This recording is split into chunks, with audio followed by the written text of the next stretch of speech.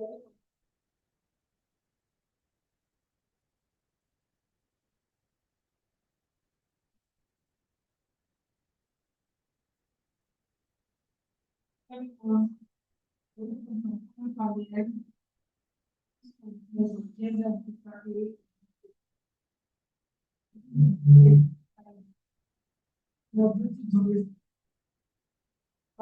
still family, we have two managers of the land, then we will progress to not all the meetings. Let's present. Now, Minister, right, learn century of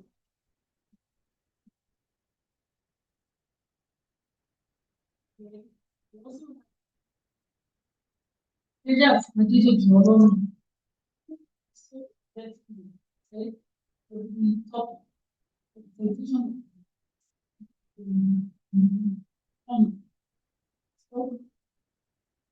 you are the king. Then that most of our Thank you. How many minutes do I have?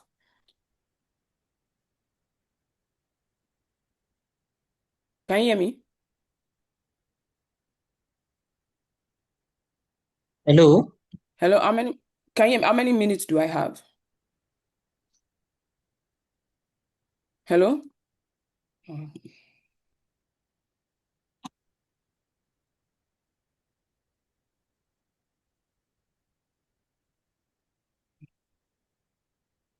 Hello, can you hear me?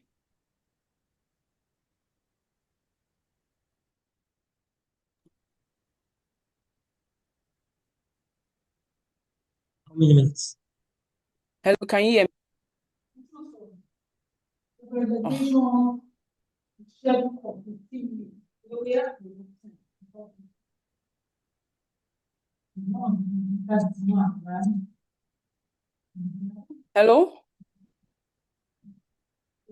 Now, we have 15 minutes. Can you hear me? Each presenter. After that, we now we have Unbelievable. Hello? I'll try to rejoin. Hello, you can start your presentation now. Can you hear me? Mr. Sunday, can you hear me? Can anybody hear me?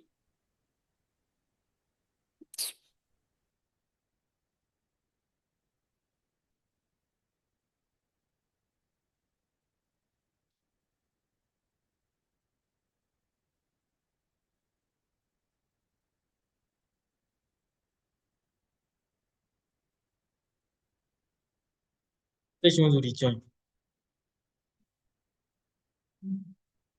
No, no, no. Hello?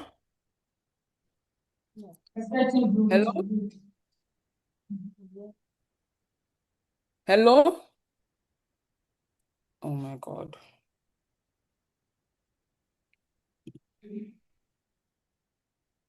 Hello? Yes. State University.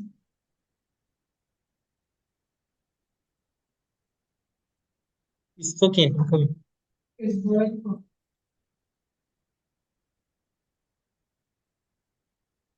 Hello, can you hear me?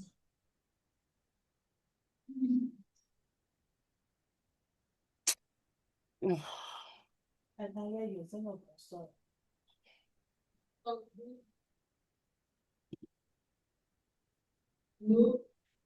Hello, can you hear me?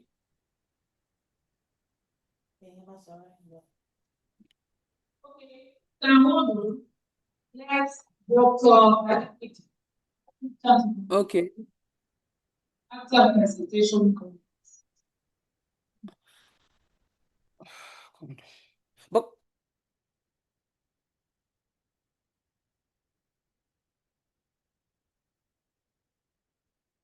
And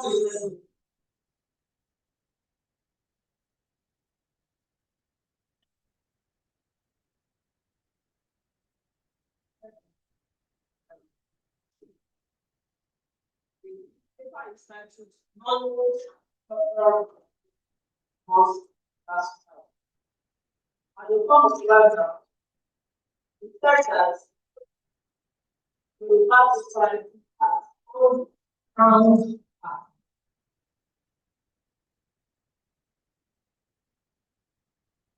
power and others.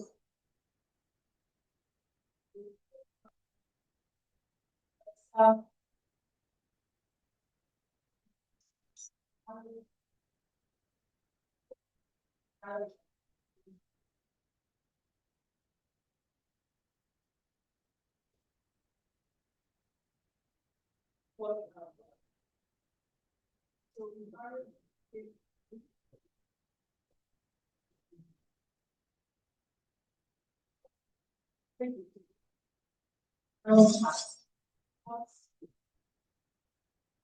the past and first that it was have some first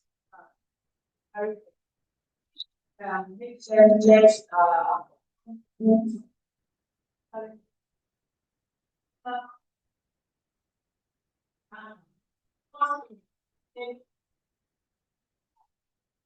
place all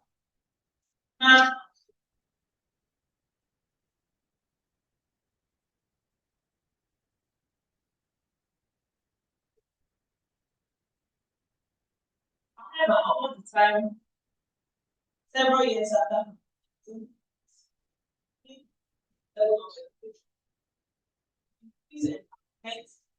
And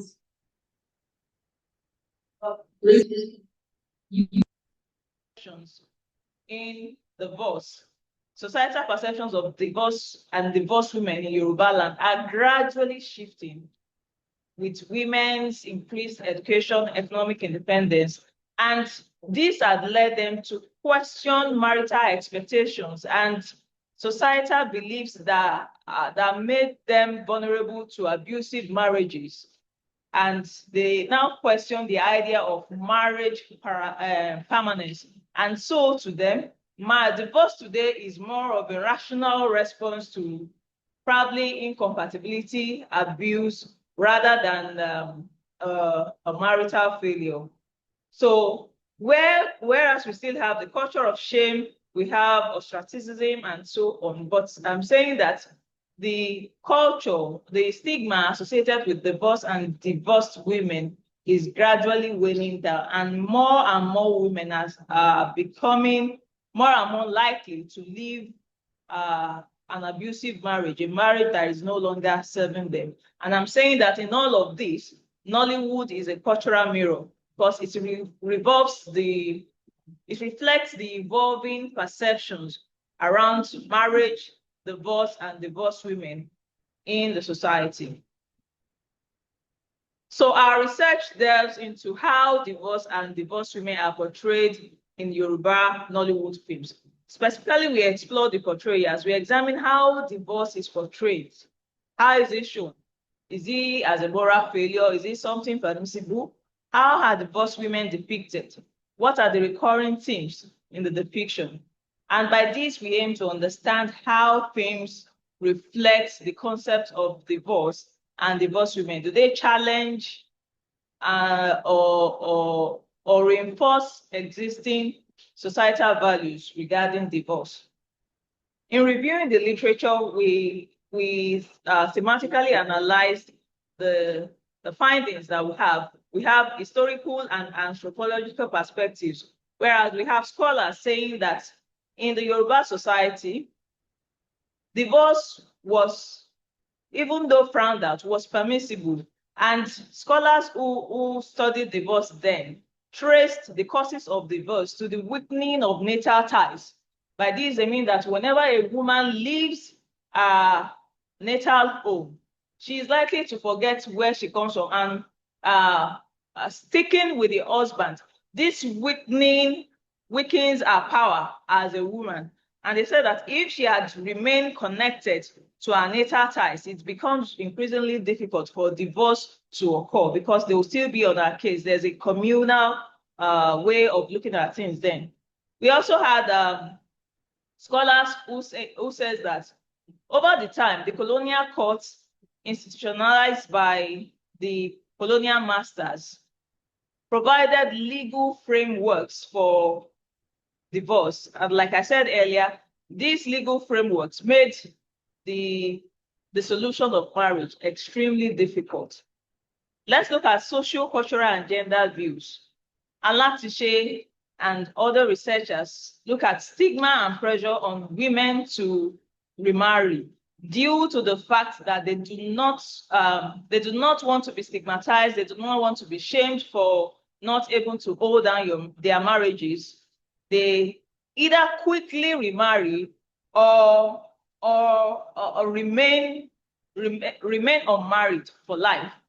We had Fadipe saying that there was a one marriage ideal for women that by the advent of colonialism and the ideal of marriage permanence, one man, one woman, till death do us apart, that it's making it ideal for a woman to be in one marriage throughout a lifetime, whereas this is not always so. We also looked at contemporary societal shifts. We had Olarinmoye, who says that urban women with increased access to education and contemporary worldviews are increasingly rejecting stigma because education and economic empowerment offers them more independence to make their choices. And I'm saying that Nollywood films often apply moral judgments to female representation, and that media shapes gender expectations in the society. We anchor this study on two theoretical perspectives: the male gaze and objectification theory, the feminist film theory, for the counter cinema and challenged by Justin. We have intersectional feminism, and we have alternative womanhood visions. Methodology and film selection. Our study employs a qualitative exploratory design. We analyze the themes relating to the portrayal of divorce and divorced women. This study is not yet complete, but the preliminary findings will be presented later in this work. We use the thematic and textual analysis.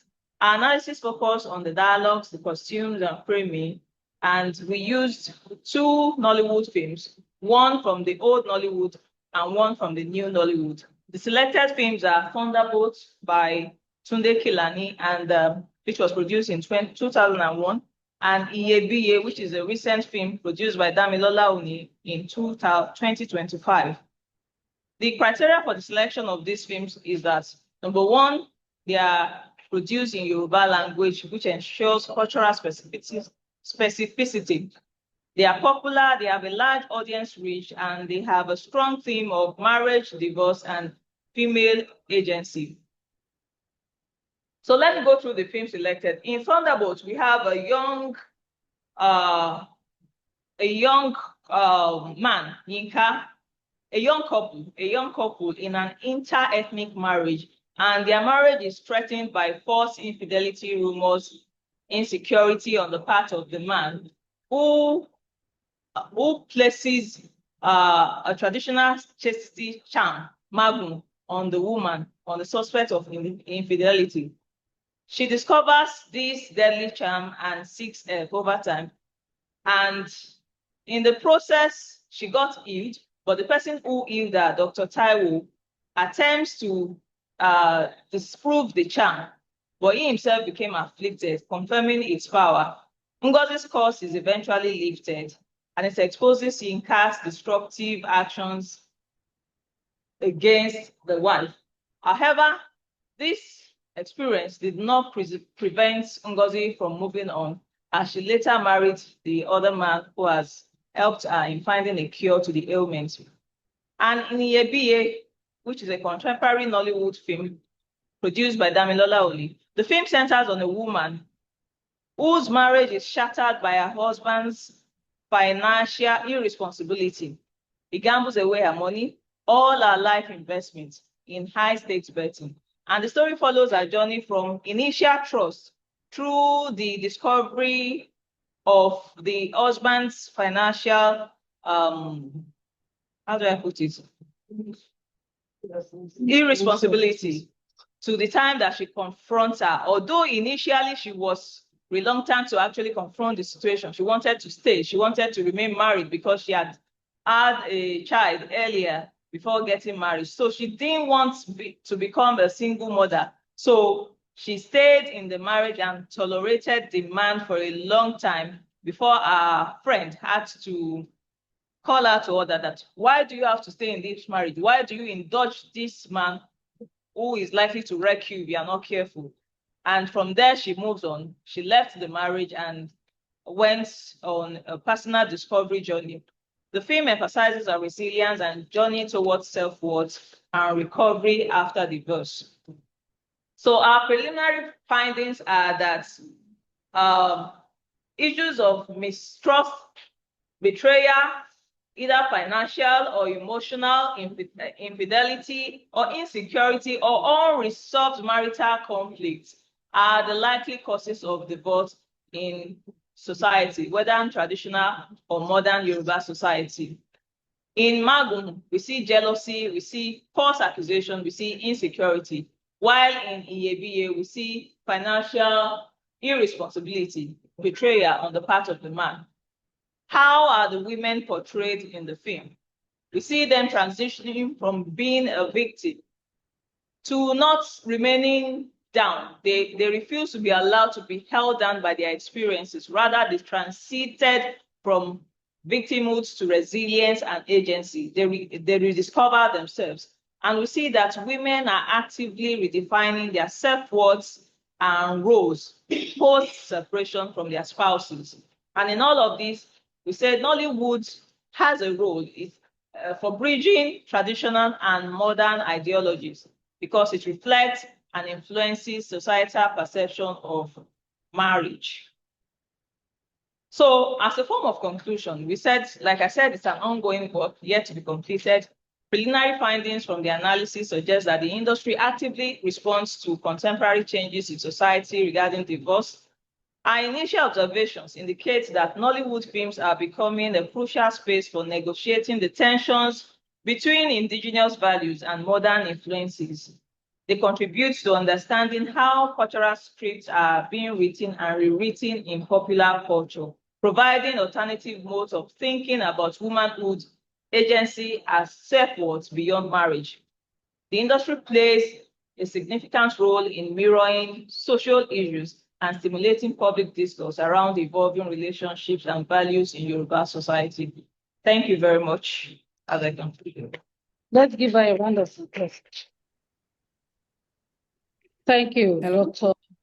Khadijat. Can you hear me now? Yes, we can hear you clearly. Okay.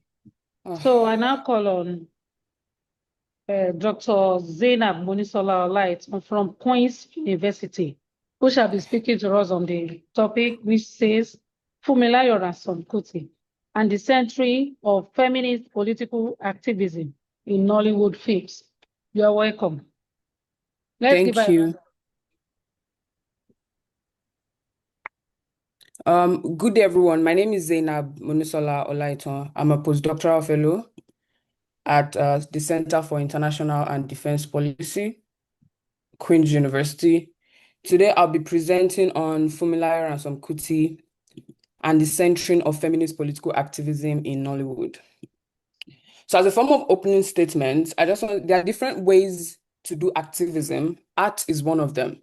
So the outline of my presentation is, so I'll go through the introduction very quickly, the representation of women in Nollywood films. We look at gender and patriarchy and how that informs how women are represented.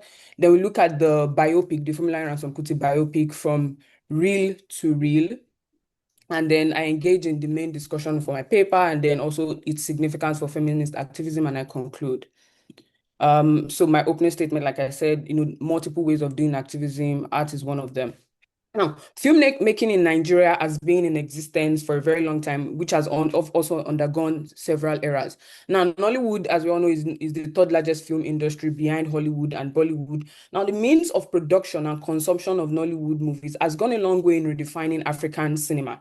This is one of the reasons why Nollywood keep attracting the attention of film scholars. Now, while Nollywood is receiving the appropriate attention it deserves, there's an elephant in the room, which the previous presenter already mentioned, and that is now women are represented in Nollywood films, and the interplay of gender and patriarchy in Nollywood movies as a cause effect of the broader Nigerian society. Now, the representation of women in Nollywood films seldom engages their role and agency in public decision making or frontline activism, which I would argue in my paper is a manifestation of societal attitudes and gender norms that the broader Nigerian society is on. So, what my paper seeks to do is to engage how examine the impact of the Funmilayo Ransome Kuti biopic on the representation of women and their agency in film, particularly how the biopic, centers feminist political activism.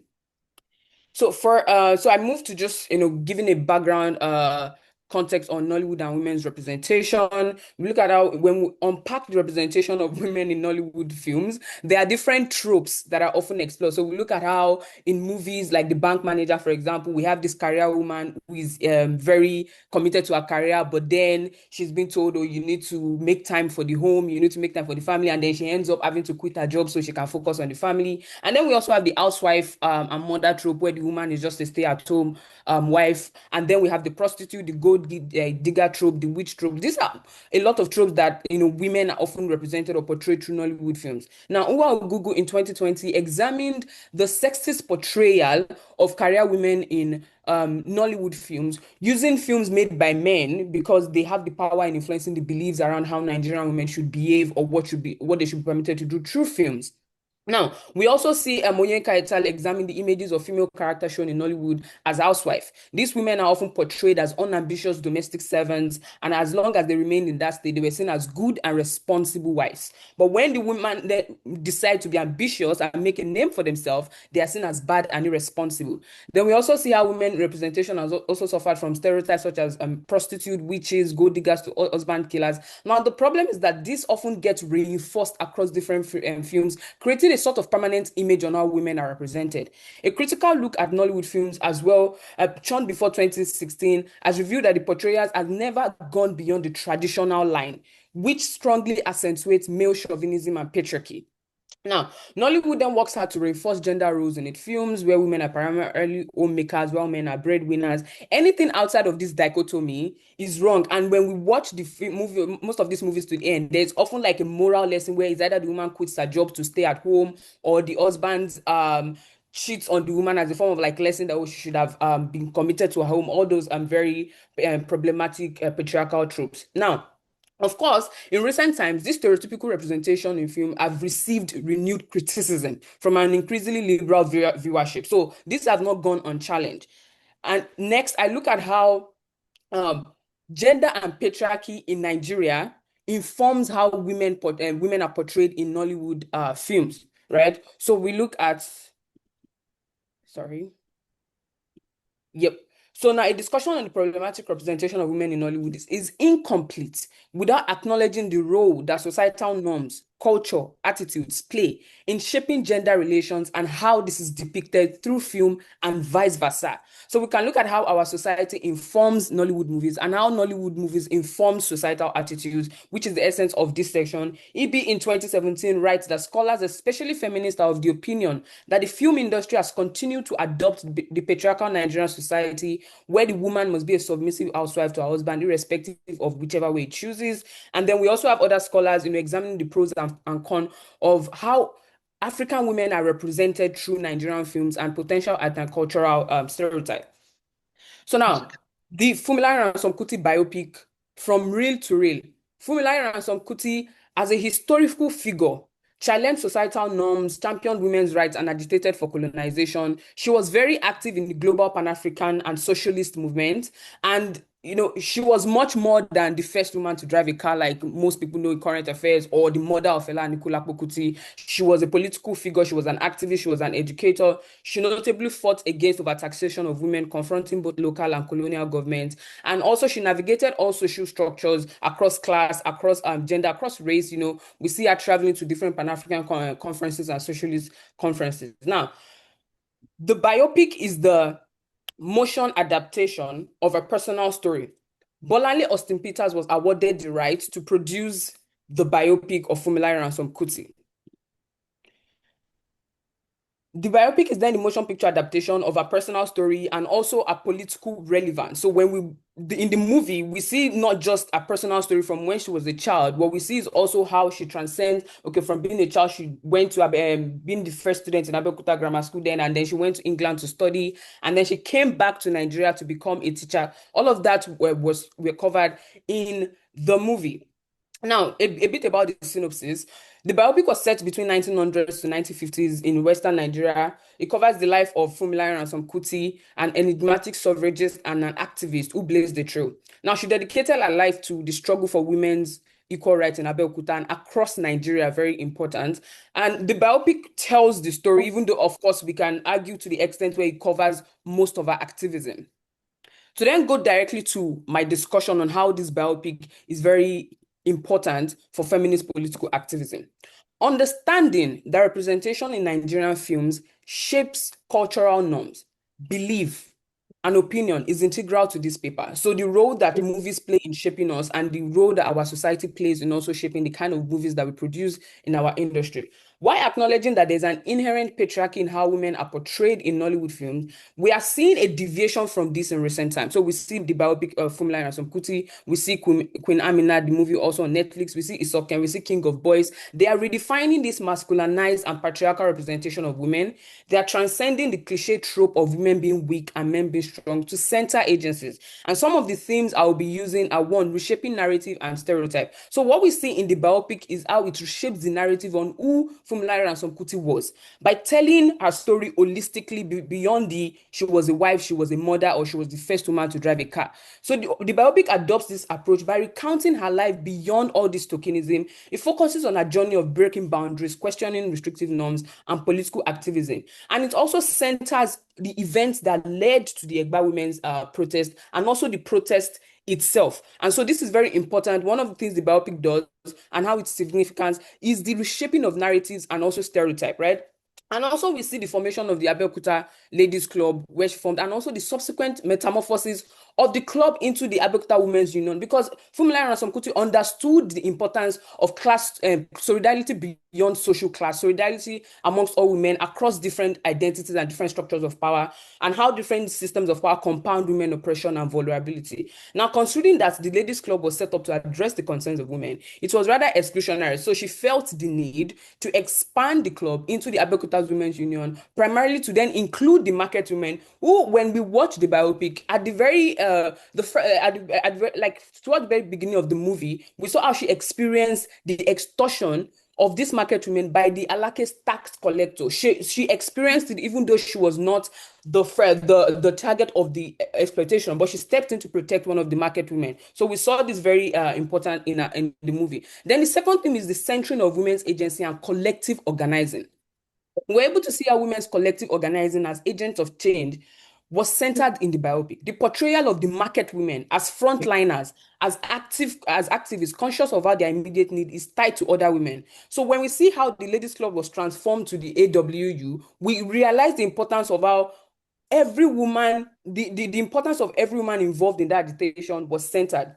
Even though FRK had experienced that extortion, like I said, she allowed those women use their voice to table their grievances. She allowed them use their voice. And we see in the movie, a lot of the protests, she tried not to be the frontliner, but of course, because of how active she was in creating that momentum, they allowed her to lead the group. Now, the formation of the Abeokuta Women's Union, the protest, the advocacy, the confrontation with the Alake, as we are shown in the movie, hold much significance for feminist political activism in Nigeria and also Nollywood films. Their role in challenging the system, resisting domination, and ousting the hierarchy for defying their demand. We also see how this activism is explored without trying to dilute it with a men as savior trope where there is a man that comes to save the women. We see that the women were the ones that saved themselves all through their protesting, all through their agitation. Then the third thing is it then establishes new frames for understanding gender relations. So what the biopic does is then create a new form of how we understand gender relations in Nigeria through the interrelationship between gender and patriarchy. It uses art to chronicle themes on gender equality, women's rights, feminist organizing, shifting narrative around women's agency.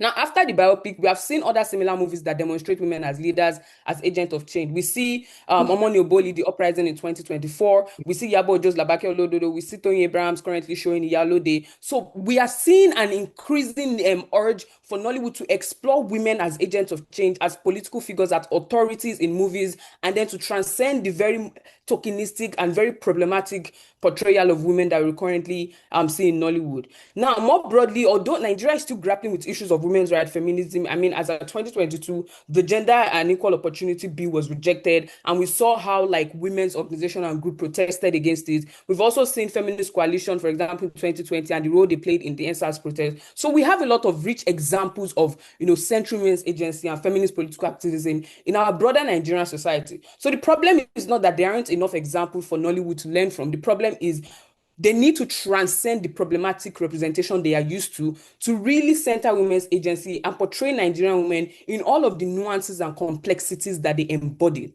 Now, as I stated in my opening, to then conclude, there are different ways to do activism. Art is one of them. The biopic, the Funmilayo Ransome Kuti biopic, exemplifies this statement. The biopic is a significant piece of work, not just for its retelling of a story beyond the tokenistic portrayal of her, the first man to drive a car of Fela Anikulapo's mother, but beyond that, to center her work in collective organizing during the Abeokuta Women's Revolt. In a society like Nigeria, Nollywood has a significant role to play in reshaping gender relations and redefining gender stereotypes. There are lots of opportunity for Nollywood to start exploring themes of gender equality and women's rights, to challenge the current patriarchal representation of women in films on one hand, and on the other, to use art to drive social transformation. For such to happen, Nollywood must avoid reinforcing these restrictive patriarchal norms and gender relations, and should invest in stories that challenge gender stereotype as a means of reshaping gender relations. Because if we acknowledge that film is a potent medium through which pertinent ideas, norms, and values are relayed to people, Nollywood must then take up the task to embrace this responsibility to use film as a medium to transform gender relations in how they represent women in films. Thank you. Thank you. Thank you, Dr. Olaito. Yes, we have listening to two presenters. The first presenter talked about the representation of divorce among the Yoruba in Nollywood. The issue of divorce is worthwhile. It's worthwhile for a research title. It is now the order of the day. Recently, we read and see from the social media the story of Biola Adebayo divorce case. The Gen Zs of today's world, they do not care, or let me say, they are not ready to endure or experience what their parents went through in marriages.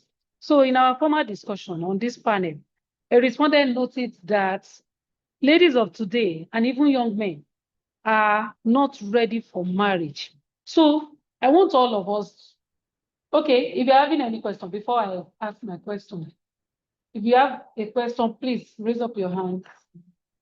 Questions? Okay, number one. Number two. Yes, sir. It's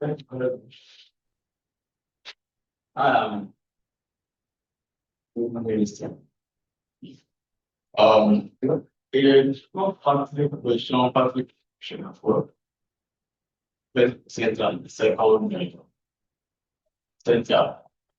First one, the position of divorce among Yoruba, and we cited some of the EAB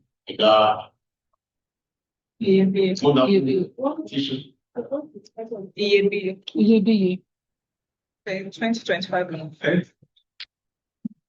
Continue, sir. Okay. And so, each of the boys that the chair was trying to say that is the thing that is trending now. Yeah, and look at it from cultural point of view. Initially, in African society, nobody believe in that. Even if the woman is dying, she remains there. Even if the husband is cut off her head, she remains there.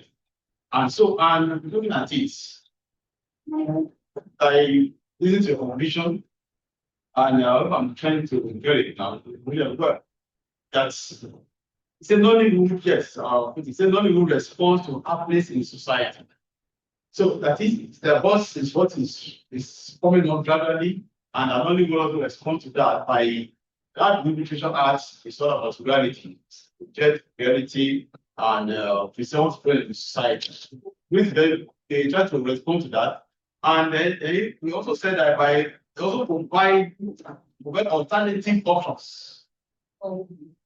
So however, I didn't get the name of Anna providing alternative options. So what are the options that Nollywood is providing to that boss? That right, the first one. And also, I also want about the issue of growth. Yeah, growing from ignorance to maturity. The people, the women especially, move from the level of ignorance then to maturity, which is a plot. There are several times I see one you say is a developing work in progress. So please, I want to get more on that. Yeah, I didn't get that. about the issue of growth from ignorance to maturity, which you have now. Yeah, so we want to know what are those value factors that help a woman to grow from ignorance to maturity when it comes to the issue of marriage, gender, and whatsoever. And then also, I also can also help assess that, I try to in a from the aspect of comparative literature. When you look at this also, when you look at the Western world, their boss is common. When you look at our own part of Africa here also is coming up. Are there some differences between what caused their boss in the Western world and causes of their boss in the African world? So we can also do kind of comparative analysis in that regard. Go to as well, go to help the paper by looking at the causes of divorce provided and the causes of divorce. Prohibition, infidelity, immorality, and all this. Are those the reasons also went out there? No, then also the issue of separatism. Now, some say, oh, well, I will not divorce him, or I will not divorce her, but we can separate. The aspect. So at what stage you have divorce? At what stage the separatism comes in? See, until okay, is now about to give in, then let me move. So at what stage you have separatism that okay, you cannot separate. So I will not divorce, I will not go to the court and issue letter and get documentation. No. So you need to look at that as well in your paper so that we will enlighten us more, enlighten the others about separating instead of divorce, living at all. And that will also enrich the paper. And the second presenter, and that is Zena, wonderful presentation as well. I actually enjoyed that issue of activism, women activism, and also that Nollywood also one of the ways by men also are now trying to get the voice to people for them to get, and she has built some of as a Kuti as a figure who actually there in that aspect. And so, but now we really just that Nollywood should do more in enlightening the society about this women activism, political activism. To do more. Because if you look at our Nollywood there in Nigeria, movies, we still have a long way to go. We still have a long way to go when it comes to our awareness. People, women, the power, strength, the voice that they need to look this issue, women also should be able to sharpen their voice and defend themselves. Nollywood should do more. I know we are growing, Nollywood is growing, it's moving, but Africa, we're to get to the stage. So we can more research, more awareness, more companies that need to help in that regard. Thank you very much. Thank you. We have taken note of all your observations. We will try and incorporate it into our data as we develop it. Number 2. So, my question.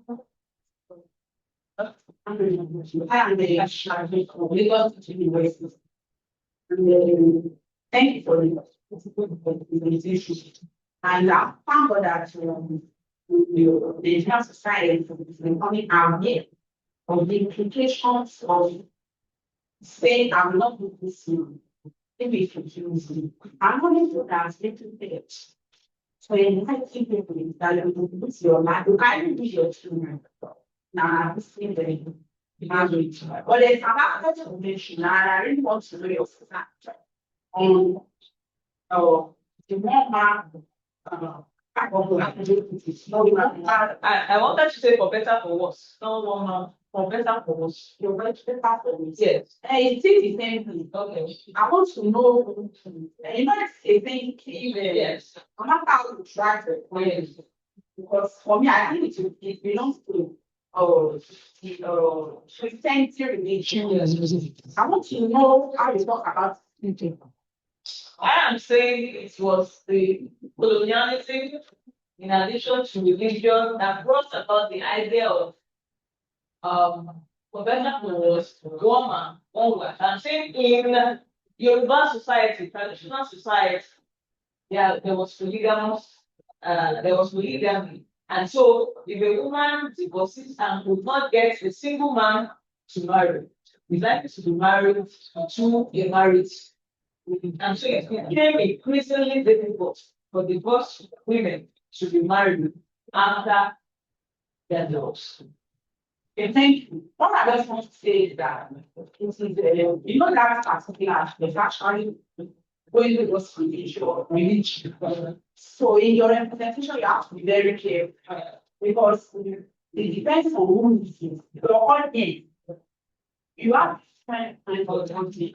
So therefore, anything start to speak it was in the past. I want to come up with kind of it was not that. But in my own addition to that aspect, a lot of women in their lives because of what they are doing to if you go to your pastor, so pray for me. There is one thing that prayer cannot do. There are so many lives. So many lives have been. And I just look at that in a scenario where the wife sprinkled, or she makes her things to leave the man, despite the religious whatever. She not the man. There will be lesser domestic violence. Because most of these men, they don't want to lose that religion, that they are maltreating. They are abusing the woman body and they still want her to stay. So if there's a kind of change, because thank God they still able to pastor themselves, they are cared. But they don't want their churches to be mentioned. They don't want any man or any woman to bring problems to the church and say, well, they come, use the husband, shield the wife, belongs to this church. No. And they are somehow a kind of a family saying that you don't have to say. They will not say it still openly, like we are saying it now. Well, they will say, the Bible says that, sorry, I don't want to be true. Thank you. But in that aspect, thank you very much. Thank you so much. I don't want us to put sentiment into it. It's like your argument is based on women alone. I know of a man presently, he's my friend, that packed out of his house about 2 weeks ago due to the pressure from his wife. So it's like it's affecting both sides. Yes, you are right. I'm not trying to go. I get it. Okay. That's what she's writing about. And we are looking at women. That's why we are not saying that what you can be married is basically women. Okay. It's basically men that are talking to there are women. There are some women too that they look like miserable for their husband. But I don't want to go Thank you, ma'am. I mean, I don't know I think we also include the poverty as one of the causes. Because I am looking at that as one of the irresponsibility. Economic. Poverty also can also come in. Because there's somebody there was a chat online of this kind who escaped. And so as a lot of children, I'm kind of homeless. I would have shouted on my life before I even know that I shouted on now. So I think poverty is also one of the things. But depending on the fact, I don't know the paper. We are doing more than Thank you. Thank you. It's a joint paper. We are presented it together. Yes. Thank you, ma. So I want to call on someone online before we come back. Yes, sir. Let me call on Dr. Shweton. Please, Dr. Shweton, you can ask your question. Yeah, thank you, the presenter. So basically, I don't think I have a question, but I just want to talk more about clarification because someone asked, how is divorce, an alternative that Nollywood films do provide? What I want us to do when we talk about women representation, the idea of divorce and marriage and all of that is we have to go way back into understanding how Nollywood is a representative art in itself and of itself. So divorce is, as I've put it down here, divorce is liberatory in the sense that it shouldn't be seen from the perspective of an anomaly, but rather as a space or as something that is agentic in which women are able on their own to make a decision, irrespective of societal, condemnation or stigmas, to say, you know what, I'm going to do this and stay on my own. When we take a look at that kind of agentic decision-making, we may likely want to contradict that with, what we call traditional Africa, in our African system. So in our African culture, the question is, what is the African culture? What is the traditional African culture? From what century? From 1845 or 1842, when we had a encounter with the European, that we've been embraced in the Cartesian duality, or from the time immemorial, from the primordial world. So in other sense, it seems like we paint an utopian sense that marriages in those kind of primordial senses or in the traditional sense was more blissful. Not that these marriages were more blissful, but in fact, it could be that women were enduring those marriages because they had no alternatives. So the society would really malign them, and the reason they stay in those marriages. But now that they were more empowered, so they could now say, okay, you know what? I'm moving out of this. And the reason why we can take a look at this is the fact that when you take a look at the whole idea of separatism, can women separate themselves? Yes, women have been doing that for years. And she became a woman, but Ashebe Nwando. So we read about, the king, a woman king in old Enugu Esike land, a woman who became a king. So women had been separating themselves from their husbands, especially if they were powerful. So we could see that in the case of Awaru in the Movi Anikulapo series, and most Yalo days, most powerful women in the old Yoruba traditions never lived with their husband because they were powerful. So separation has never been at odds with Yoruba culture.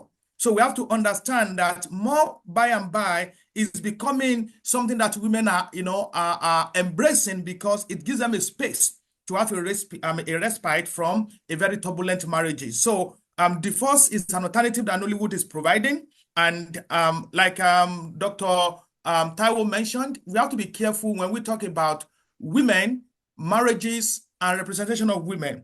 Why? Especially because women act as institutional cultural actors. In fact, when you take a look at most of the restrictions against women, patriarchy has been so very cunning that all this way of restricting women have been done through women. It is a woman on woman thing.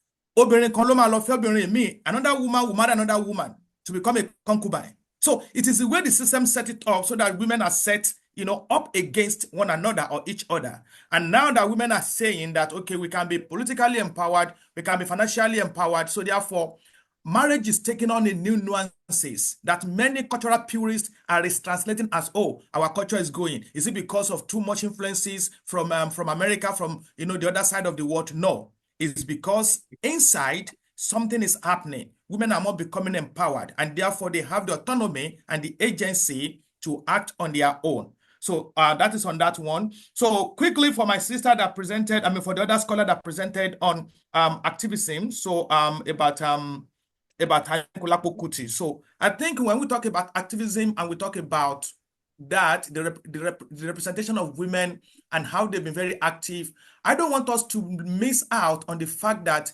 women had always had agency, even historically speaking. They've never been repressed. So if we go through history, we will see instances of where women had used their power. And that is where we call in the nature of Ije, women as witches. So that is the last resort they use. And that is something we call naked agency.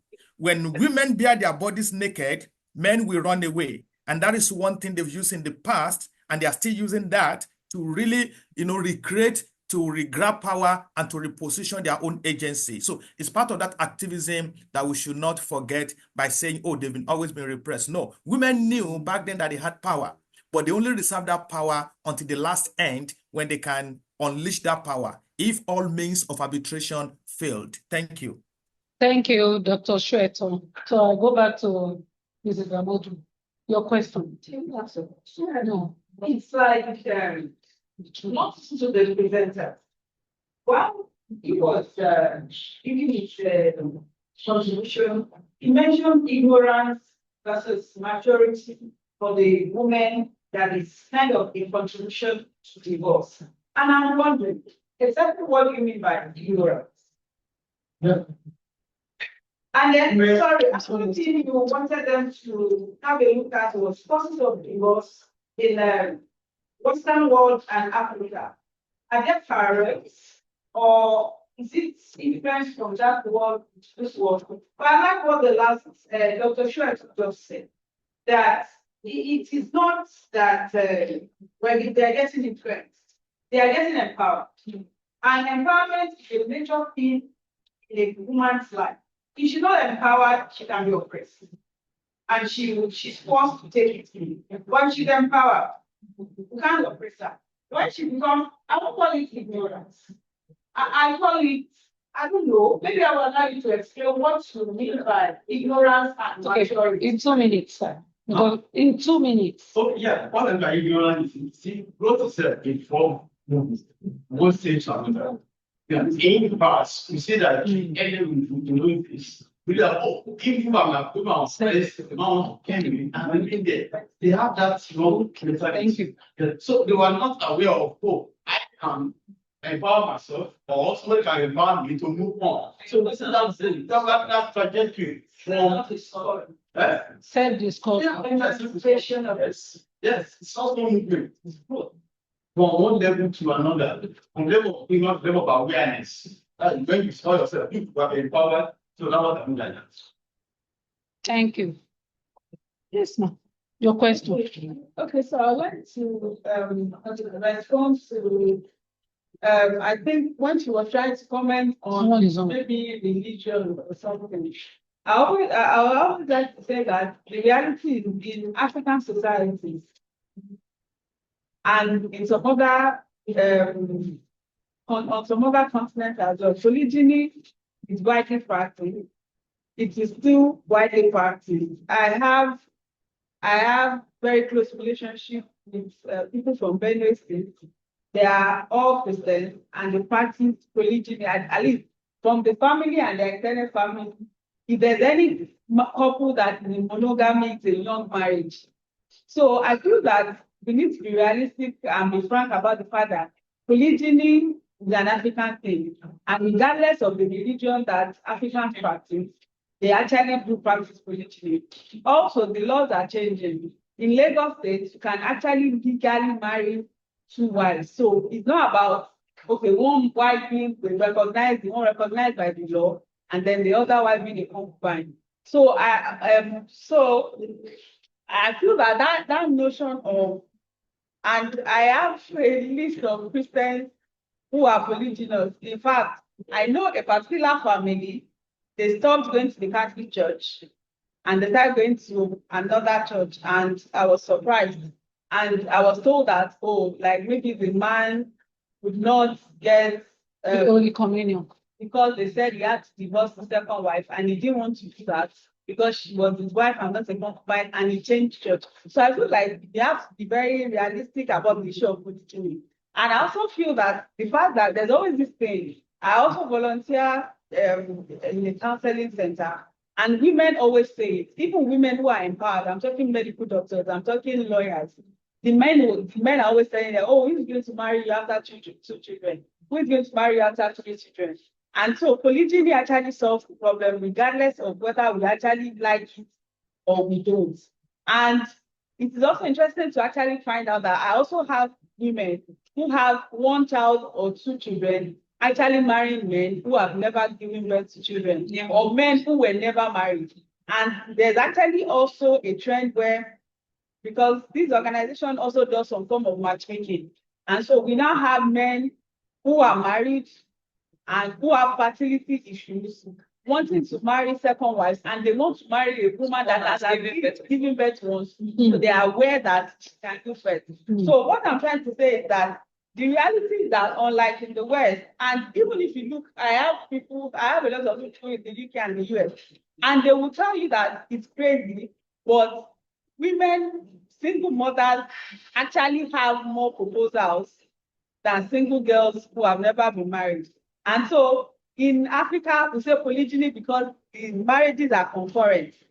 Abroad, they are polygamous. There's only like 1 woman at a particular point in time, but they are not everybody. Majority, more than 50%, are being in marriage with more than 1 woman at a particular time.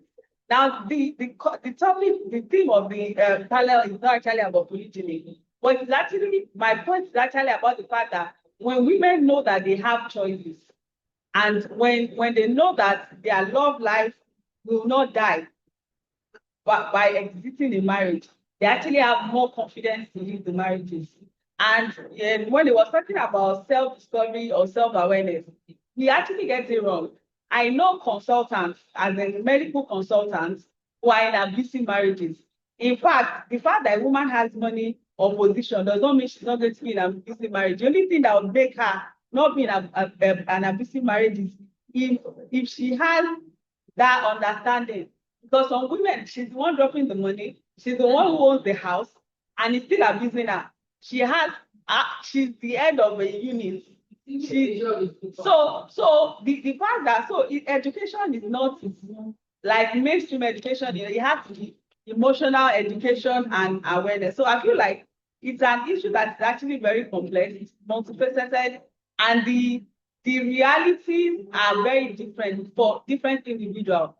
A woman, and then the support structures that women have also matter. A woman whose mother says, you know what, I'd rather you be alive and divorced than dead. Our decision to actually divorce is going to be different from a woman whose parents are saying, look, don't come back, we don't want to have anything to do with you. We are praying for you, you can do it. Thank you, ma'am. So we'll call on people online. But before that, I would like Dr. Olaitan to respond to questions. Dr. Olaitan, you are on. Were there specific questions for me? Yes, from Dr. Shweton. Oh, yes, on the issue of activism. So in my presentation, and I think that's one thing I've centered on around how women's agencies have always been there. And we saw that in the Funmilayo Ransome Kuti biopic, where she made sure the market women were the ones that used their voice to tell their grievances about how the tax system was affecting them. Because normally what we would have seen was, oh, she would be the mouthpiece and then the market women will not have a say. But what she allowed them was to center their agency, to allow them say how that the tax system was affecting them. And we saw throughout the biopic that they were very well involved in the protest. And the fact that the biopic was also informed by real life events then shows that this issue of women's agency is inherent in us. However, the restrictive norms and societal attitudes and the patriarchal system is one that then silences this agency. So this argument where people say, oh, we want to give voice to the voiceless. I argue otherwise that women already have their voices, but because of the kind of system we exist in, it silences our voices and makes us unable to use that voice. So I do agree with Dr. Shueton that the issue of women's agency is something that is inherent in women. You cannot take it away. However, there are systems of power that make it unable for women to then exercise this agency in certain instances. We look at our political system where we only have 4 senators in out of 109 senators in National Assembly, for example. That's very problematic, right? So while we can have agencies, there are specific factors that can make us unable to exercise that agency. But we saw in the biopic how she was able to then center these market women, not exactly giving them a voice, but giving them the space to use that voice and affirm their agency as agents of change. Thank you. Thank you. But before you go, I would Okay. like to ask a question. How will you center feminist political activism in King of Boys? Eniola Salami. Yes. So King of Boys does what? So it reshapes the narrative. Because earlier in my paper, I talk about the portrayal of women as, weak, as like either housewife or either as mothers. But what King of Boys is literally put a female character and make her act a normally or classic male act. Because what we see King of Boys do is that it inserted a woman into the role of a political godfather. Because if I call the role of a political godfather, we are automatically thinking of a man, right? And we are all guilty of that. But what King of Boys does, it does that inversion and puts a woman in that position and forces us to acknowledge that women can also be political godfathers. They can do all of the bad things that political godfathers do. They can contest for elections. They can have the character of reminisce and all of those political machineries. So that is just really reinverting gender relations and showing how stereotypes can be inversed also, and that of course in this case is not a positive portrayal of like something good, but the fact that a woman can also do bad things basically. Okay, thank you. We still have questions, please. Okay. Because of time, you can see it. No, you have enough time. We are still having someone online. No, they want to ask a question. I want to say that both the issues the first presenter acknowledged in the paper and other ones mentioned here can never be ignored or that it might not be really direction now. The issue of economy, religion, tradition, community, it can never be ignored.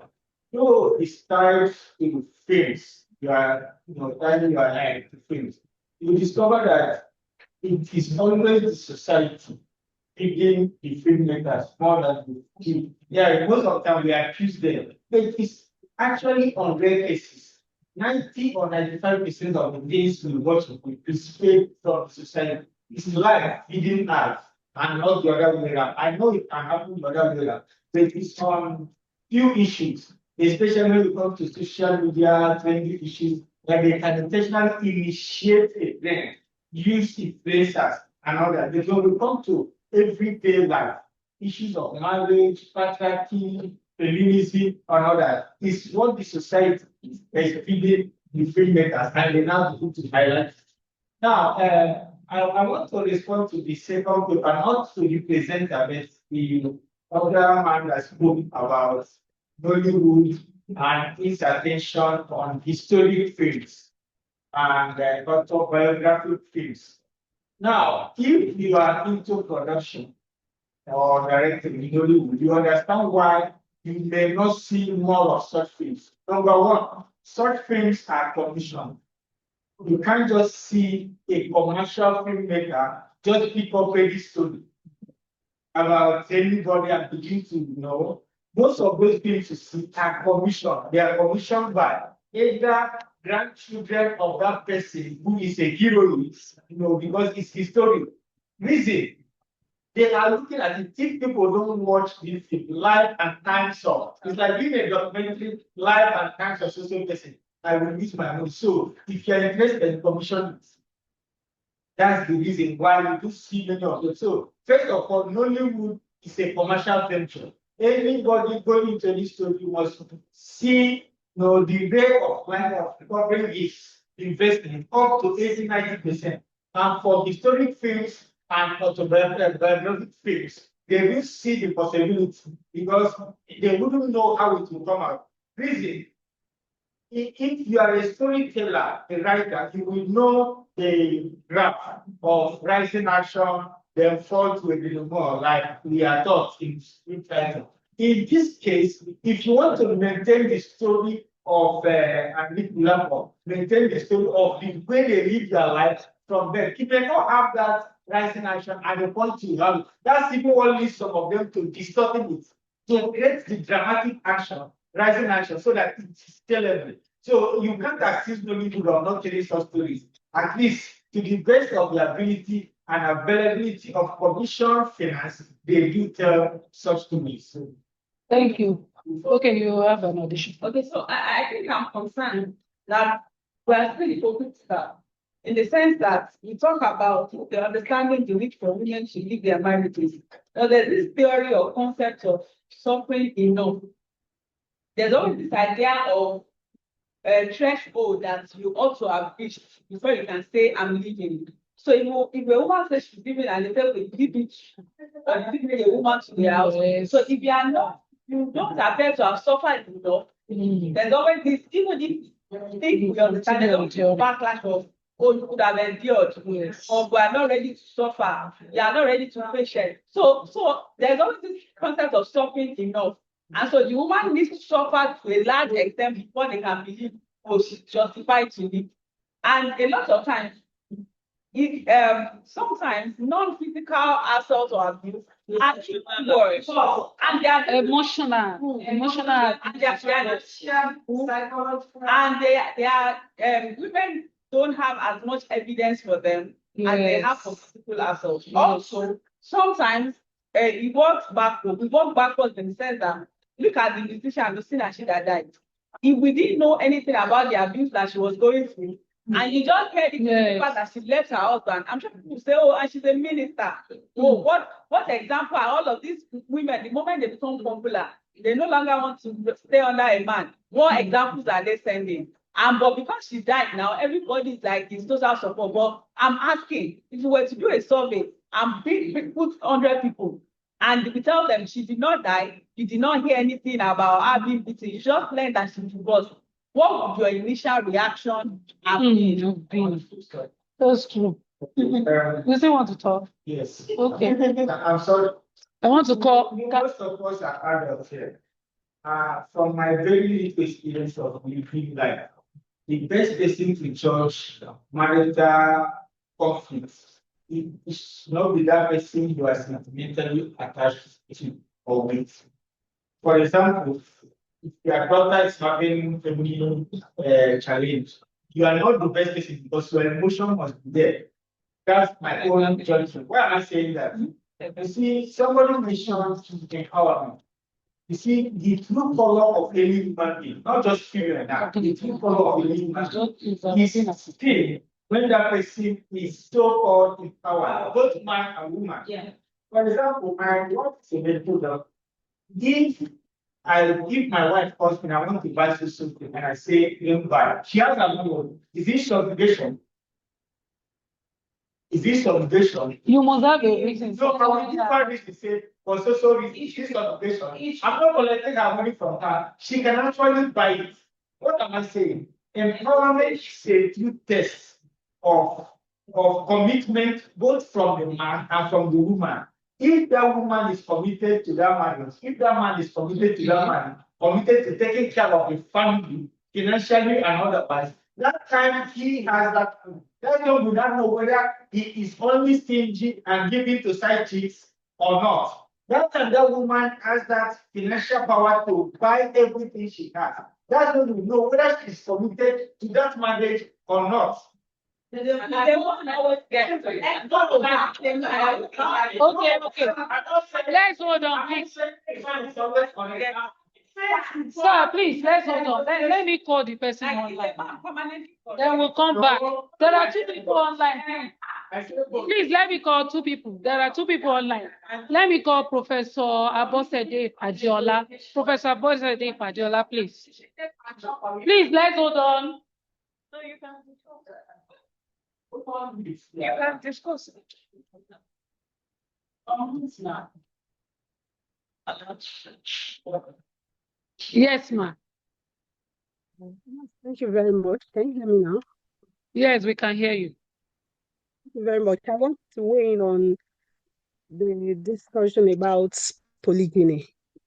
You see, when we assume that polygyny is an African thing, so to speak, and we kind of essentialize what it means to be an African, then I do not really get it. My paternal great-grandfather was a monogamist. He married only one wife. My married 5 wives. My paternal granddad married 5 wives. He was a polygamist. So my maternal grandfather, who died 10 years ago, married just 1 wife. So it varies. We should not generalize or try to essentialize what it means to be an African. Rather, we should assess, evaluate the practice itself objectively. Is it being used by patriarchy against women? I'm not from I'm not from a home that is that this affects, but I know that among the Yoruba that Orisha jẹ́ kú méjì obìnrin òde inú. They don't even say Ọlọ́run jẹ́ kú méjì obìnrin òde inú, which means the sin has been in existence from Ma, time we immemorial. we can't hear you audibly. Maybe you should move closer to your microphone, or you increase the volume of the microphone. Is there a way to do that? Can you hear me now? Yes, we can hear you now. It's clear. I think I should remain like this. Thank you very much.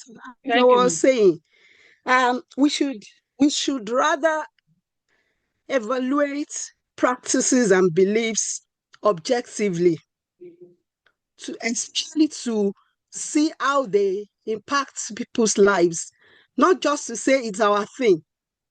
Because we have so many things in our past, when we try to glamorize the past, we have so many things in our past that our ancestors were doing that I'm sure, are not proud of. Practices that become obsolete, that we are not continuing to practice, to do, beliefs that we've abandoned. Does not help. Like, I'm not saying we should abandon polygyny, but to claim that it is African, I think we need to be careful about this, because I'm glad it's correctly named, because overwhelmingly people say polygamy. There's nothing like that, really, because it's just an empty concept. Polyandry, yes. Polygyny, yes. But if we should bring up polyandry, I'm not in support of it. I would never be in support of that. But if we should talk about polyandry, I'm sure as African will say, that's devilish. But when we talk about polygyny, we say, yes, it's African. It's just who we are. But I'm saying, no, it is not. And I don't know. I brought up the example. I cited examples from my own family. My paternal great-grandfather married 1 wife. My paternal grandfather married 5 wives. My maternal grandfather married 1 wife. He died 10 years ago.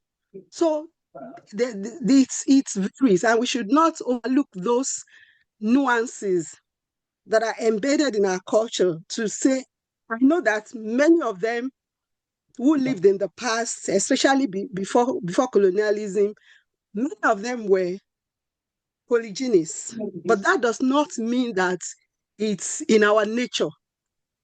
So we should be careful. when we engage with concepts, we should engage with them and practices and beliefs. We should engage with them objectively. I just wanted to point that out. Thank you very much for listening. Thank you, ma. Well, I call on Dr. Shweto.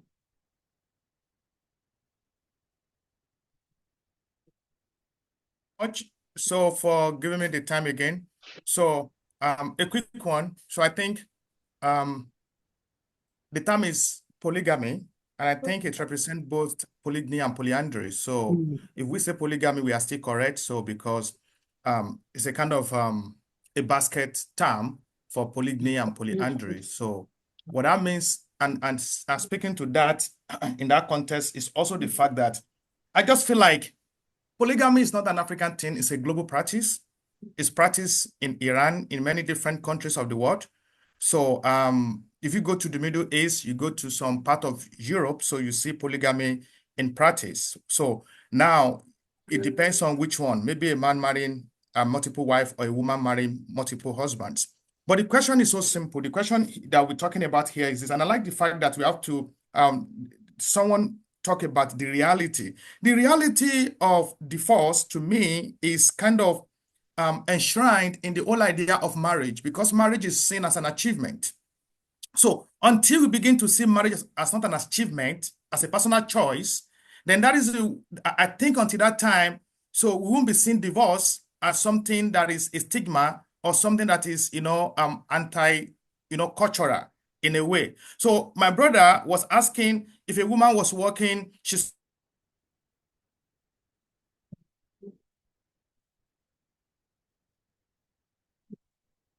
Hello, Dr. Shweto. Okay. How we go? We can't. He said,